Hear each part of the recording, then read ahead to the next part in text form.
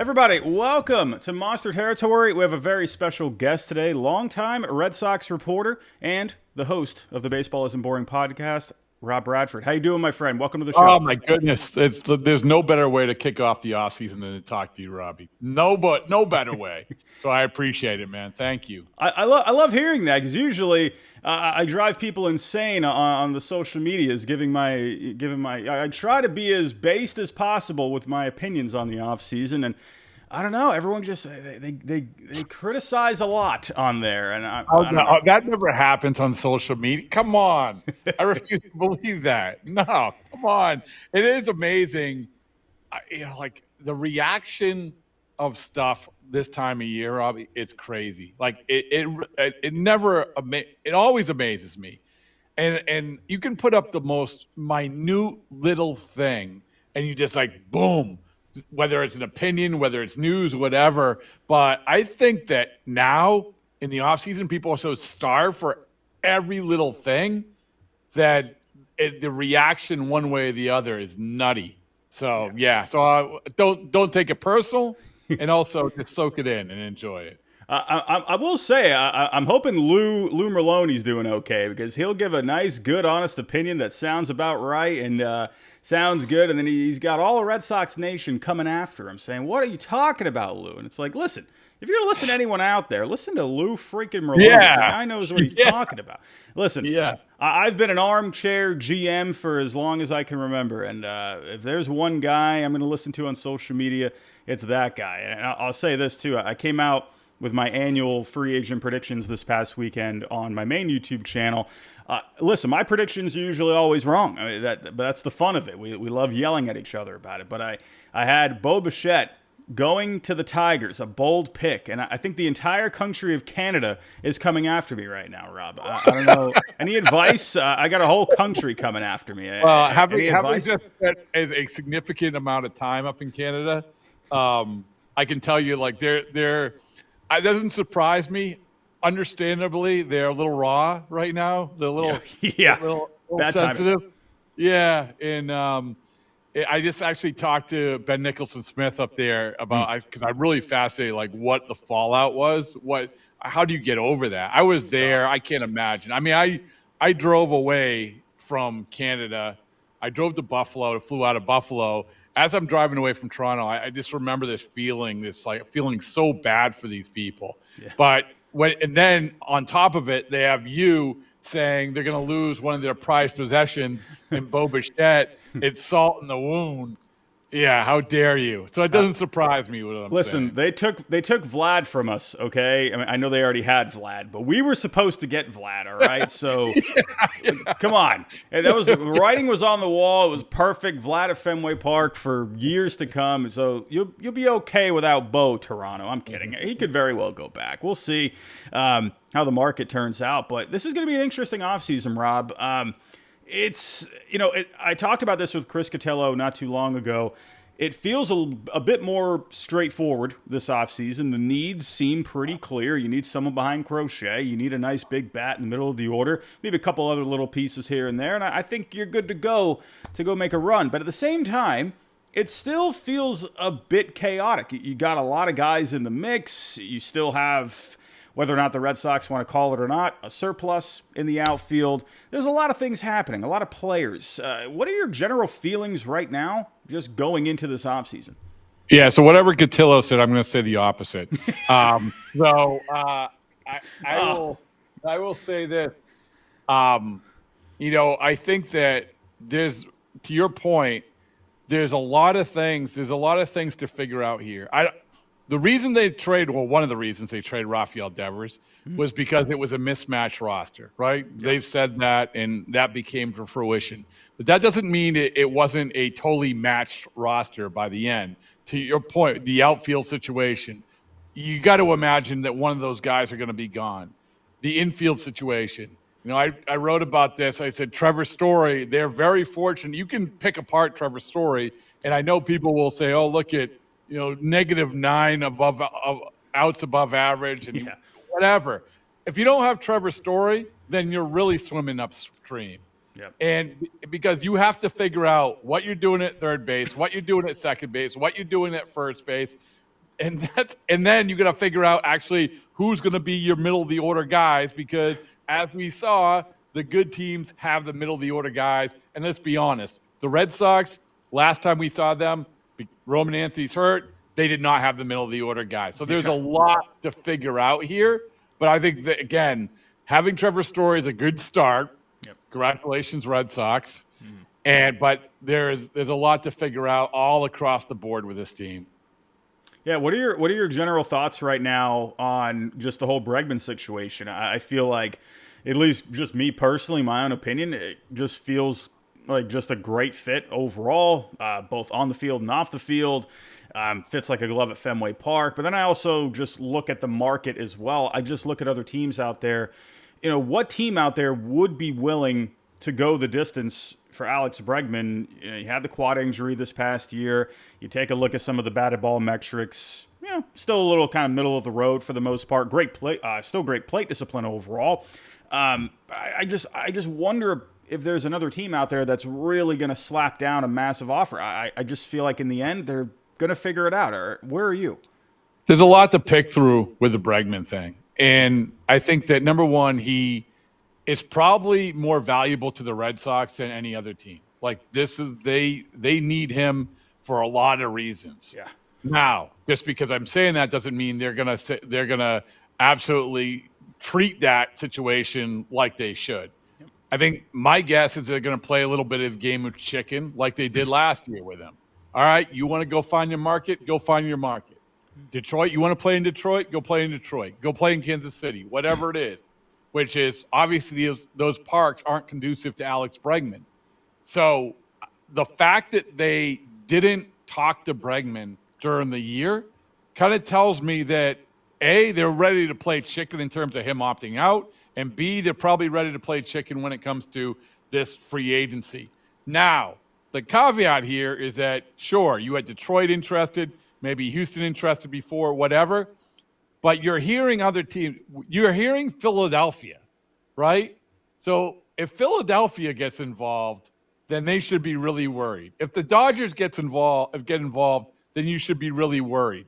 And on top of it, we can say, well, he had this year. Do you really think you're going to get the 6-year deal that you thought you're going to get? Hey, there is a direct correlation. There is a direct comp here for a Scott Boras client, and that is Matt Chapman. Almost the exact same age, slightly different player, but still, he got his 6-year deal. So it's not like it can't be done. Boras loves the fact that once these qualifying offers get taken away from these guys, he feels like everything's been freed up and he can actually get the guys the deal. So, yeah, my overall take on it is, yeah, I mean, I do think the Red Sox, like, they really, really need this guy. Yeah. But at the same time, I don't think this is going to be the same limited market maybe that it was last year for Bregman. Mm-hmm. Yeah, it's funny you bring up the Kansas City Royals. It kind of when I saw there was like a little report. I don't know if you caught it. I don't know. It just kind of got thrown out there. I don't even know who reported it, but saying that the Royals might be interested. It kind of made me think. I don't know what is this market actually looking like, because if you gotta get the Royals involved, if you gotta throw that out there, I mean, man, that feels pretty promising for me, because the Royals aren't gonna. I mean, they'll go out and go get like a Seth Lugo, but come on, Bregman for 6 years, 160. I don't know. Well, about that. yeah, and the problem is, even if they're willing to spend the money and give the years for Bregman, do you want to play in the city? And I love Kansas City. I love it. It's great organization, great place.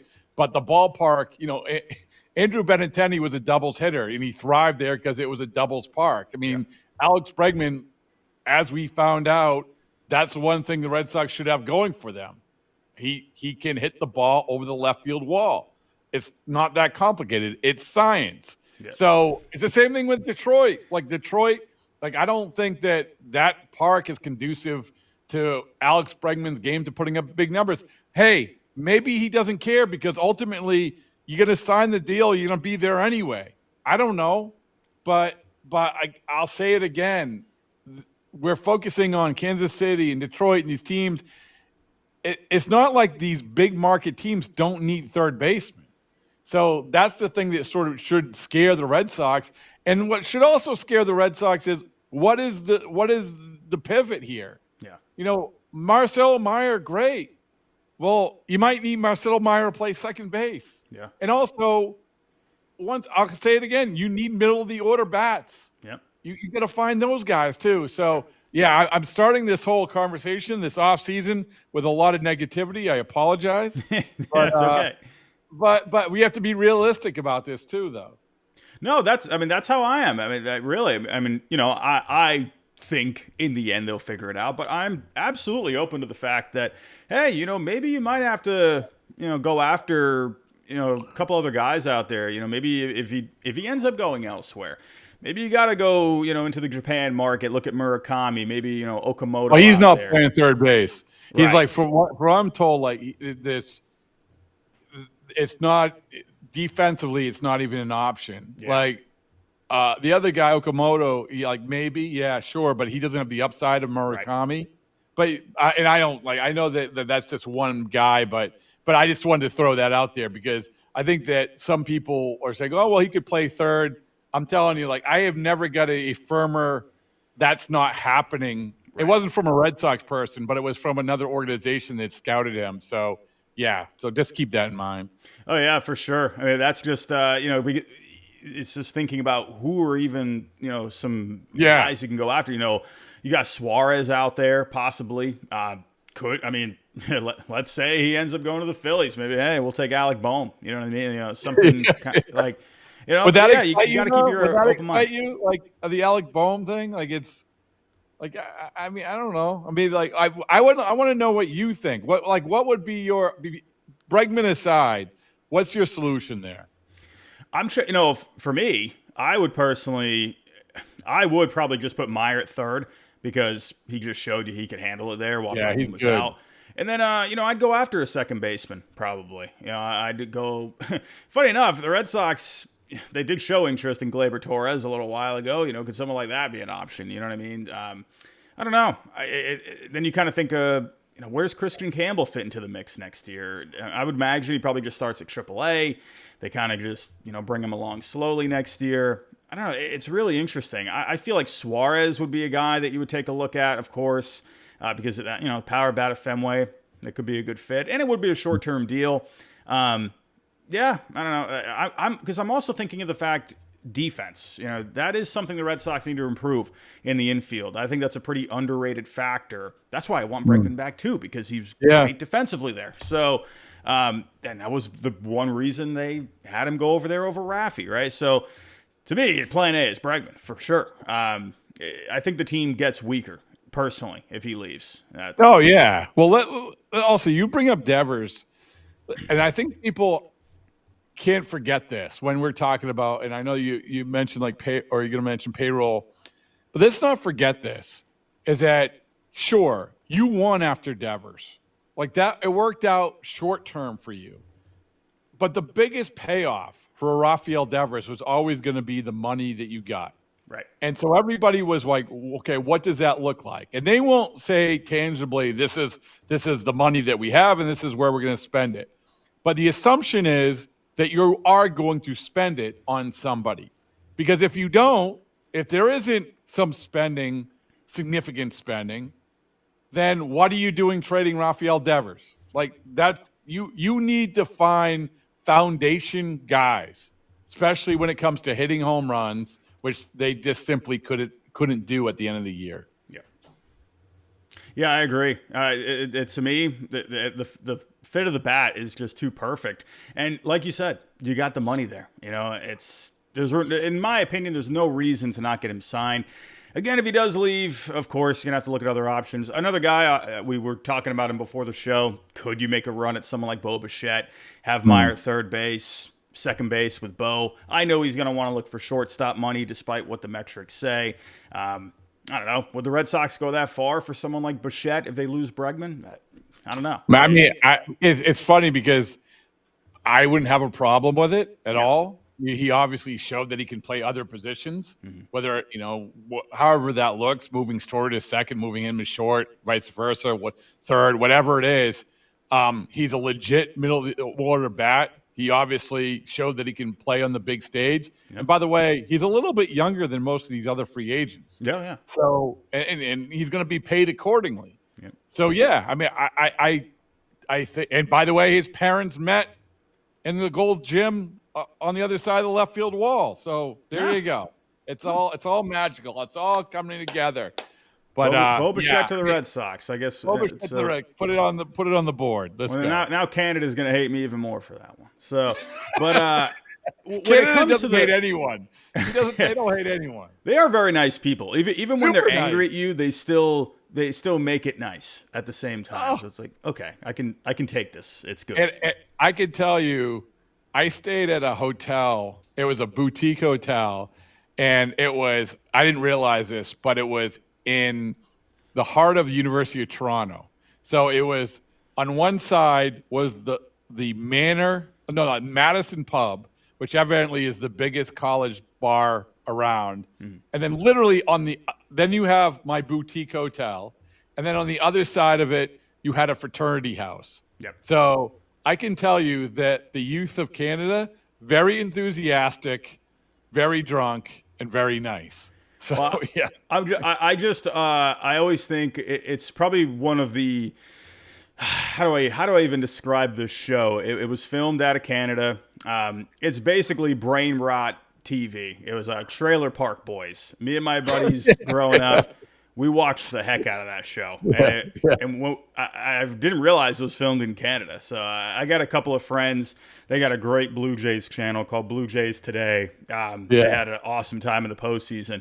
I talked with them for one podcast, and they love that show. So, hey, Canadians, we all love the Trailer Park Boys. But getting back to the payroll here, they were a little over the CBT this past year, a hair over it. And, it does go up a little bit more this year, up to around 260, I think 261. Where do you expect the Red Sox to take that? I mean, I'm looking for an exact number, but kind of the feel of, do you think they're going to really bulldoze through that, or do you think they're still going to try to stay close to that? What do you think? I don't think it's going to be an issue in terms of staying close to it. I think that they are. Listen, I mean, I've been wrong about this before, but I do feel like the motivations and the vibe that you get is that they're not going to worry too much about it. And by the way, they shouldn't. Yeah. It's like they shouldn't. You position yourself very well with the young players coming up, with the players that you have, with the pitching, all of it. So we just saw in Toronto what a big payoff that is to make a run like that, what it does for everything. And I mean, this is the thing. And this is maybe a very naive take, but I just think that sometimes you have to be reminded what the goal is here to win the World Series. And if you can do it without selling out, without doing the Kenny Williams 2005 or, or the Marlins before that, if you can do that, then do it. Like it's still there. The American League is still there to be had. You were right there with the Blue Jays. You were competing with the Blue Jays. They're a good team. You could compete with them. Now you add. Now you go. You don't draw back from payroll. You don't worry too much about it. And like I said, I come back to it. It'd be a really, really tough sell, I think, if you drove back. You worried about the threshold. And you had the Devers money sitting there. Yeah. I mean, people should not forget the Devers money. They should not put it on the bumper stickers. Yeah. Do not forget the Devers money, because if they don't answer to that question, then that's a bad trade. It's a bad trade. But if you are able to spin it forward, then fine, good. You won games in 2025, and now you're going to use it to win some going forward. Hey, we've told you about Huel's new Daily Greens ready-to-drink can, but also we do not want to forget about the OG.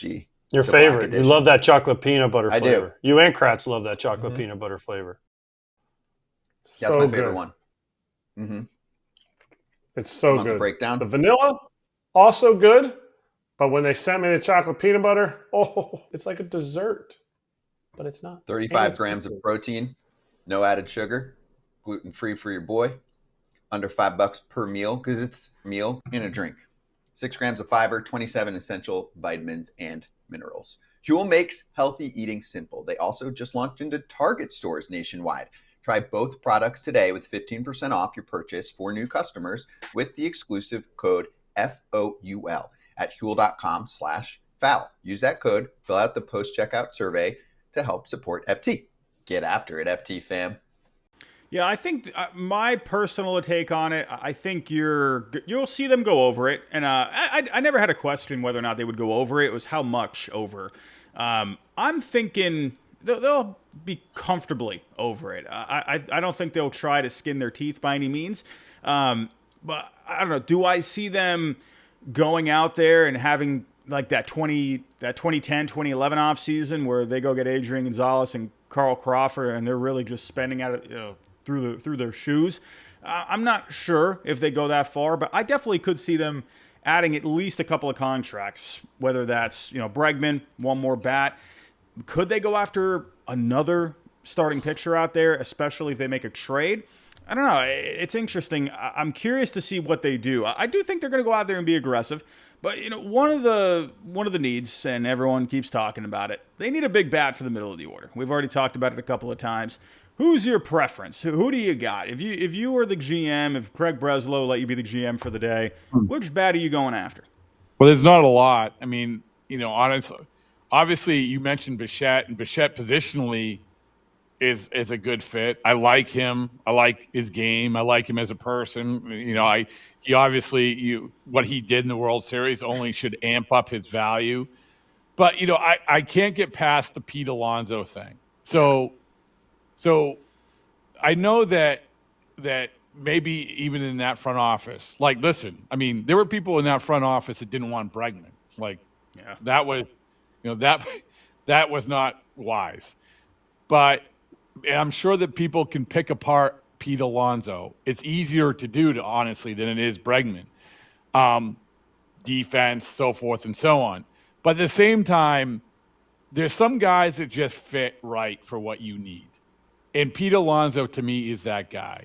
He's a right-handed hitter. He hits home runs. He plays literally every day. He's a good guy in the clubhouse. Yeah. He doesn't strike out like as much as Suarez does. Yep. And again, I'll say it again, he hits home runs. So you need that. And hey, sure, if Casas takes off, evidently he is after that cryptic IG post, I guess. Yeah, still trying to figure that out. Yeah, I mean, that's what it's all about. Is that a movie quote? That's got to be something from like a movie or something. Right? I don't know. I think it's just a Tristan Casas quote. Oh, all right. I think he posted something a little while ago. I don't know. Yeah, good for him, man. Like, if he takes off, fine. It's not complicated. Like Pete Alonso can be a DH. Guess what? Players are DHs. Good players are DHs. Juan Soto is going to be a DH, and he's going to be paid. There's going to be other players. There's other players who are DHs. I know Shohei Ohtani's a terrible example, but there's DHs who get paid. Yes. So I just think that for what this team needs, I think that Pete Alonso is a good fit. That's how I feel. And as soon as those words leave my mouth and drift off into the world, they'll be smacked right back saying he's this, he's that, he's terrible defensively. You're going to overpay for him, so forth and so on. All right. Well, all I know is this. Alex Bregman checked off like 9 boxes for the Red Sox last year, and Pete Alonso checks off a lot of them this year round. Yeah, I agree. I think to me, just logistically as well, not just the fact that, yes, he hits a lot of homers from the right side, but also the fact that, a lot of people see him as a DH in the future, but, if Casas ends up coming back, then you could still work those two guys into the mix. Right. I think you can make the argument that DH, yeah. Right. Casas, after the horrible injury that he had, maybe that would end up being probably a better landing spot for him when he comes back anyway. Or they just kind of switch back and forth. I don't know. But that still works logistically. And also the fact, too, I think Pete Alonso would be able to handle Boston, right? The big market. Well, he did New York. Yeah, being in New York, and there's no draft pick attached to him. I think it just makes so much sense, just logistically. Kyle Schwarber's an interesting one. I believe he does have a draft pick attached to him that you'd have to give up. Chris Cotillo, he's very big. He's on the Schwarber train. He really wants to bring him in, and a lot of people from Boston do, and you could definitely see that. Yeah, I do too. But there's problems. And the problem is, there's an enormous problem. Yep. Is that if Kyle Schwarber leaves Philadelphia, they're going to burn the city down. Yeah, and we all know Dave Dombrowski here. I mean, I feel like he's very consistent with what he says. When he says someone's a priority, I think he's gonna go make that guy a priority. Because I was on, when Cora did the whole thing when they played in Philadelphia, and he basically was saying, "Hey, Kyle, over here. We love you over here." He didn't say that, but it was a lot of good Kyle Schwarber talk. Yeah. Which we thought at the time, oh man, that's borderline recruiting. But then you saw what the Cincinnati Reds did, his hometown, where they actually had Kyle Schwarber's dad throw out the first pitch and Schwarber caught it. The Phillies people were pissed about that. So it's like Beckett with his ex-girlfriend. Don't get me going. I mean, like one of the greatest moments in postseason history. Yes. But I was all in on Schwarber, and I would still be all in on Schwarber. That would be awesome. Like that was a huge mistake by the Red Sox by lowballing them. Yeah. But talking to people in Philadelphia, that's the vibe. And then you talk about what Dombrowski said. It is they cannot let this guy go, and that team is still a competitive team with potentially losing some key parts and Real Muto and some of these other guys. They cannot afford to lose Kyle Schwarber.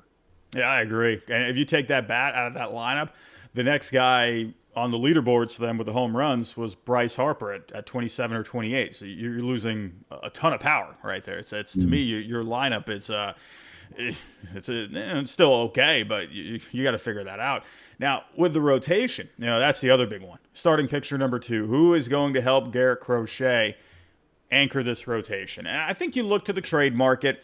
You got a lot of guys that are in the mix fighting for a spot in the rotation, bullpen, whatever it may be. Heck, even guys fighting for spots at AAA, for crying out loud. There's a lot of pitchers here in the organization. You got Peyton Tolley, Connolly Early that showed some good things this past year. You still got Hunter Dobbins, Richard Fitz in the mix. They're probably going to be healthy for next year, I would imagine. Kyle Harrison, you got him back in the Rafi trade. Patrick Sandoval. Pablo Sandoval. Maybe he can come back. Time, man. All the time. Patrick Sandoval and Cutter Crawford. They're going to be ready for 2026. A lot of guys. I think the trade market is the way to go, or are you kind of in that boat as well? Yeah, man. I'm still on the Joe Ryan train, and because I think that we desperately try to find what lessons we can learn from the postseason every year. And I think the biggest thing is that, starting pitching, I love the fact that really they didn't have any bullpen games. I mean, Yatani at the end, but really they didn't have any bullpen games. And that was the lesson that, hey, Mets, hey, Milwaukee, it's really, really hard to do. So what you try to do is get as much certainty as you can in your starting rotation. You get the guys who you feel like are going to be able to pitch in big games in the postseason. Listen, Toronto at the trade deadline got Shane Bieber. Mm-hmm. And when they got Shane Bieber, people were like, oh, you have 6 starters. What are you doing? Well, they needed every last one of them because this is how it works. And, Conley Early, Peyton Tolley, Cutter Crawford, Sandoval, like all of these guys go down the list. All of them. They might pop, sure. Yeah. But what you have to have is that you have to have some semblance of certainty, I think, after Crochet. Now, is that Brian Bayo? I don't know. I don't know. I wouldn't, for me, if you want to put Brian Bayo in a trade, I have no problem with that. Yeah. As long as you're getting back an upgrade from a starting pitching perspective. And also, we talk about veteran guys. There's other veteran guys. There's the top tier guys. There's we think they might be this guys. And then there's the, I'm throwing out a name, Chris Bassett, right? Yeah. Chris Bassett, a guy like Cora loves, then sure, go get him because he can be sort of what Max Scherzer was to the Blue Jays this year. Yeah. Good innings too. I mean, I would not mind someone like Chris Bassett at all. I jumped onto the Bieber train this offseason. I was thinking, man, I did too, man. Yeah. That was crazy. That was like, it was, and we talk about social media, it's so I put up something where they said, hey, Shane Bieber was the only, the Boston was the only place Shane Bieber visited last offseason. It came down to the Guardians and the Red Sox. And they really, really like Shane Bieber. And when Shane Bieber becomes a free agent, they're really, really going to like Shane Bieber. And he potentially could be that veteran guy that you're looking for. And he proved himself in the postseason. Yeah. And then all of a sudden, out of nowhere, late at night, they're like, oh, no, Shane Bieber has opted in. And everyone's like, oh, what are you talking about? You don't know what you're talking about. Well, tell me somebody who thought Shane Bieber was going to opt into that contract. Every free agent list alive had Shane Bieber on it. Yeah. But, because ultimately, between the buyout and the $16 million, he's getting $12 million. He probably could have gotten like a 5-year deal. Yeah. So anyway, yeah. I sorry to interrupt you, but that's no. It's very interesting. I wonder if they end up maybe working out some kind of a new thing. I don't know. I found that very interesting, but I don't know. I was thinking they were going to make a good run at him. So, yeah, I mean, he made sense. Like I said, I know the front office really, really liked him. As was evident last offseason, and he did nothing to dissuade the interest. I mean, he was good. He made what I thought. I was always trying to identify guys in the postseason who make themselves money off of 2 or 3 weeks. Bieber was at the top of that list. I thought he made himself some money. Yeah. But he stayed. Yeah. To me, I don't know. Maybe it was like a sort of a comfort thing. Maybe, I don't know. Who knows? Mm-hmm. Joe Ryan's an interesting one. I definitely think they set up well. Because the way I'm starting to, I've definitely had the reputation of being a mock trade guy. And one thing that I'm kind of looking at when I'm trying to come up with these mock trades that are never going to happen is what does the other team want? What are their tendencies? And I think the Red Sox do set up pretty well. The Twins, when it comes to their pitchers over the last few years, they throw a lot of changeups. They actually don't throw a whole lot of fastballs over there in Minnesota. And you got guys like Connolly Early, who's got a really nice changeup there, and he's got some good off speed, and breaking stuff as well. So I think you could use someone like him in a trade, send back a package. But then I worry about the Mets. I worry about the fact, for Crochet last year, sure, other teams were involved, but I think the Red Sox just were head and shoulders above what they could have offered over other teams. I'm worried this year now when it comes to a team like the Mets. I know Scooble's been the big name for the Mets, but I kind of just wonder, they got these 3 pitchers, 3 young guys, Jonah Tong, Brandon Sproat, Nolan McLean.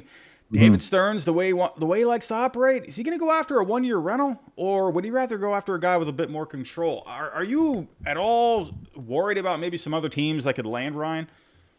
Yeah, absolutely. I mean, I think that when you get to the trade deadline and the Red Sox, offered the moon and the stars, whatever, Tolle and Garcia and these other guys, whether or not you believe them that it was too late, too little, too late, whatever it was. But what it did for the Twins, I mean, they were competing against the Cubs. Yeah. Now they have to compete against these other teams and also get the Twins an idea of where things were landing in terms of what they were willing to give up.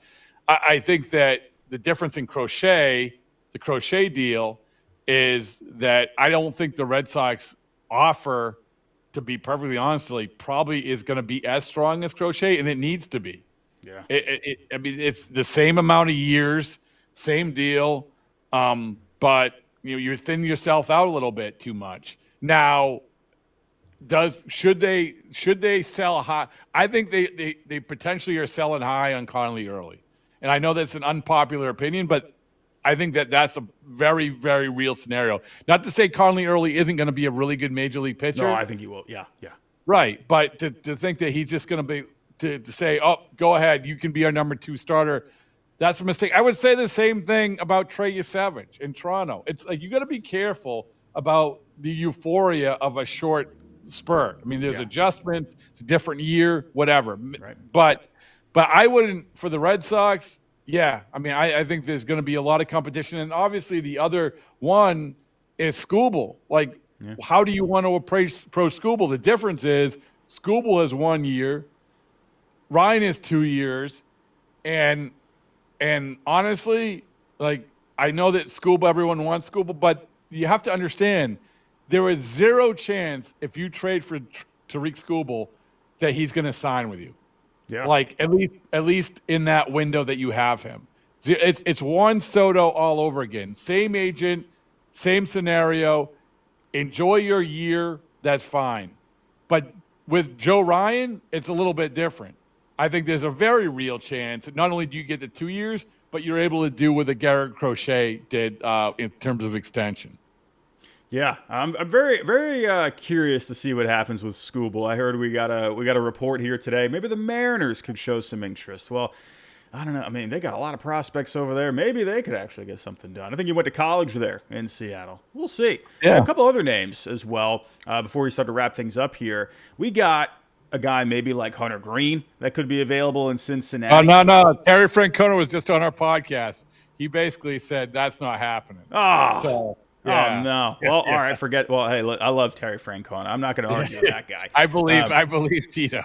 Yeah, he probably beat me up, honestly, if I argued against him. So, but, well, okay, if not him, I was going to say maybe you could match up with some bats, maybe Jaron Duran or Willie Abreu. They could use another bat. Well, if that's off the table, I wonder about Mackenzie Gore. You got Paul Tabani out there in Washington now. I mean, that guy knows the Red Sox system very well. Maybe you could come together on some kind of a trade there. You know, could you see the Red Sox maybe getting creative in those aspects? Yeah, I mean, absolutely, especially when it comes to Gore. You know, to your point, sometimes there's a familiarity. The familiarity can go 2 different ways. Number one, it's you can't get over on a team because that team, if they think the same way that you do, because that team's valuing the guys the same way. In other words, like Paul Taboni knows the Red Sox system, as you point out. So it's not like you got to trust us. This guy's really good. And Paul Taboni's like, no, he beat up his roommate in minor leagues. I know that it's not good.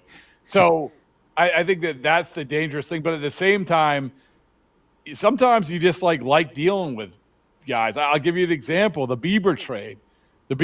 Like, I think that Toronto made the trade with Cleveland for Bieber in large part because they have a great relationship. Everybody from Cleveland went over to Toronto. Like, they're basically families, those 2 front offices. Yeah. So this is my way of saying Mackenzie Gore, absolutely. I think that fascinates me. He's a really, really good pitcher. He would absolutely be the type of guy that you would want. So I like that name, and I like it's spicy. It's good. Let's keep talking about it. Yeah, I think him going there is interesting, running the front office there. Because I just wonder what way they're going to go. I mean, they do need to have some kind of a reset. I would imagine Gore would be, at the very least, they will pick up the phone and listen. But I also just wonder, too, because when Craig Breslow came over to the Red Sox, everyone was kind of hoping we would, oh, man, new guy, fresh start, let's go get this guy. Ended up being Lucas Giolito. So I kind of wonder if they maybe take that same approach where they kind of hit the pause button a little bit, say, okay, and we need to kind of look at everything here before, we make any big judgments. And actually, I'll ask that. One last question here. Obviously, you have a great relationship with Lucas Giolito. He's been on the Baseball Isn't Boring podcast, feels like 1,000,000 times at this point. What are your feelings there? How are you feeling about the Giolito situation? Obviously, there was the opt-out there this past week. Where are you feeling there? Could you see him coming back, or do you feel like he's could be on the move? Can I answer this question on Friday morning? Is he coming on? Yeah, he's coming on Thursday night. Perfect. So We're gonna find out where he's signing. Great. Can't yeah, wait. well, I mean, it's the qualifying offer, right? Right. It's like we're gonna find this out, and um, it's a really really fascinating thing. It's funny because I thought that this is no knowledge of Lucas's mindset at all. Like I know that both sides are declining that mutual option, so which doesn't surprise. But I don't think that prevents them from extending a qualifying offer. And so if they do extend the qualifying offer, you think, oh, maybe he'll take it. It's good money. It's 1 year. But then you have the lockout situation right after it. So, and I know that players are really wary about doing something like that heading into the lockout. So, it's unfortunately for Lucas, I think that little blip, that physical blip he had at the end, that didn't do him any favors. Yeah. Now, they'll do physicals and he'll prove himself and everything else. But still, I think that I could see Lucas Giolito coming back, but I think there's other candidates along those lines. And we mentioned like Chris Bassett or someone like that, the veteran guy who is sort of being plopped in the 3 or the 4 or the 5 that can get the job done. So, yeah, I mean, I think that he falls under sort of that kind of like, honestly, with Pavetta, it's like, well, if Pavetta takes the qualifying offer, then great. If not, we're going to pivot to something else. It's like, so in other words, that's my way of saying, sure, he's in the mix, but I think he's just in the mix. We'll see. Well, I'm definitely looking forward to that episode. I always like listening to what Lucas has to say. We're going to talk about secession. I'm sure for an hour and get a little baseball talking too. Just a little. It's funny with the baseball guys, that they like talking about all these other things actually a lot more. So listen, I mean, my perfect example of that is Mookie Betts. Yeah. Mookie will talk about whatever forever as long as it's not baseball. So that's their life. I mean, Mookie will rather talk bowling with you for probably 5 hours. Yeah. So, but Rob, let everyone else at home know, where can they find you? Obviously, the Baseball Isn't Boring podcast, but what else you got going on this offseason? Yeah, I got a lot going on this offseason, I guess. You know what I'm going to do? See this hat that I'm wearing? If you want a hat, that's a great hat. If you want a hat like this, email me bibbradfo@gmail.com, and I'll show you the way to get the hat. You got beanies? I could say podcasts. I could say all these other things, but let's push some hats. Let's go. I like it. That's actually a good looking hat. Do you got any beanies by any chance? Yes. Actually, there's supposed to be. We do. Where it's supposed to be. They're supposed to be delivered very shortly. So yeah, we're easing into that world. It started with a tattoo, and now it's going to end up with beanies. So yes. So I'll let you know. Absolutely. Well, I got 2 different personas. It's during the season I wear a hat, and then off season it gets chilly, so I wear the beanie. So perfect. Over on the channel, they love when you switch over to beanie mode. So you look good in a beanie, man. Like that, Thanks. your top 5 beanie wearers. Like I said to our good friends at Primo, who make the beanies, I said, listen, I am going to put this on Michael Kopech's head, and it will be awesome. because it's like you have the blonde hair and the beard and everything else. He is the perfect beanie model. He's already agreed to wear the Baseball Isn't Boring beanie. So we're going to get you one, though. He's a handsome fella. Absolutely. Well, I would love to advertise the Baseball Isn't Boring beanie. All right. If that is Consider possible. it done. So, Consider it done. But Rob, thank you so much for coming on. It's always great having you on. Always a pleasure. But everyone at home, thank you for watching here today. If you can on the way out, hit the subscribe button, like the show for today, and we'll talk to you next time.